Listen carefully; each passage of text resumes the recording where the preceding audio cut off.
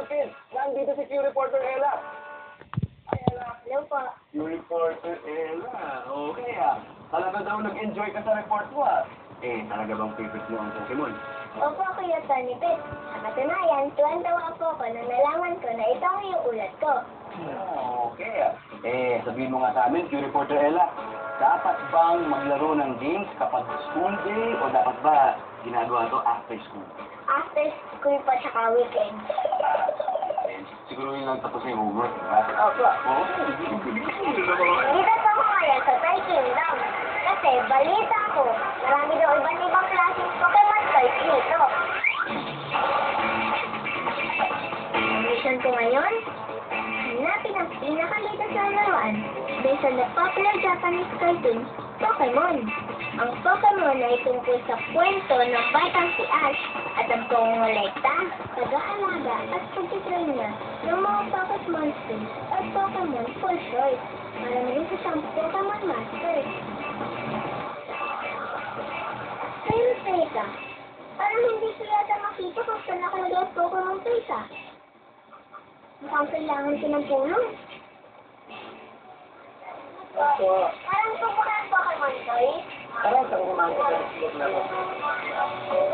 Ayan, excited na ako makita ang Pokemon toys. Nela, ito po yung mga games natin, mga Pokemon, ito yung mga laruan natin. Kuya Chris kasi magtuturo kung paano laruin yung mga Dito niyo naman, Pokemon characters really come in various shapes and sizes. Nandiyan ang pinaka-popular na Pokemon na si Pikachu. At si Blaziken na mukhang angel.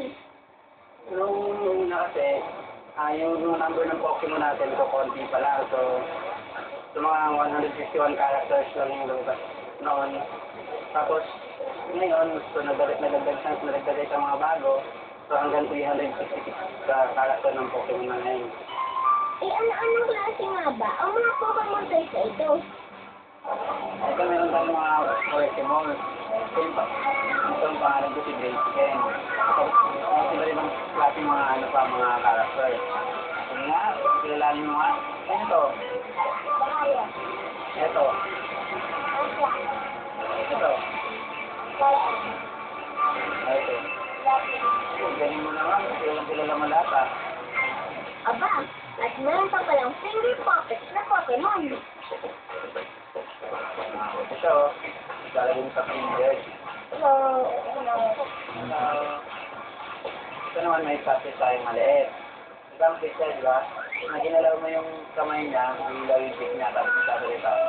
wow! Parang ang sarap na rin ng action figure na to Aba, bukod pala sa toys, may iba't ibang Pokemon games din na pambata. Ito naman nila, yung tawag dito po, sige. Dito mo malalaman lahat ng klase ng Pokemon. Yung strength niya, yung weight niya, kung anong size niya, at saka yung ano age niya. So lahat na information about Pokemon dito mo malalaman. Ito siya. So paglaro nito, swipe mo lang yung cards na to. Yan, tapos may ikot sa yung mga yung ilaw niya. Once na natapatan mo, pag tinindot mo to, natapat sa yung ilaw niya natapat dito, tapos tinindot mo, tapos kumangat yan, at talsik yan, talo na siya. Dahil sa mga Pokemon toys na ito, mga beloved characters na napapanood lang natin dati sa TV. Ngayon, pwede na natin silang laruin. At ang mga hapyugin, unahin muna natin ang study bago ang paglalaro. Para lalo pa natin ma-enjoy ang ating Pokemon experience. Malay nyo, hindi lang sila Ash, pwede maging Pokemon Masters. Kaya rin mga kids. Sigurado kung mag-i-enjoy ang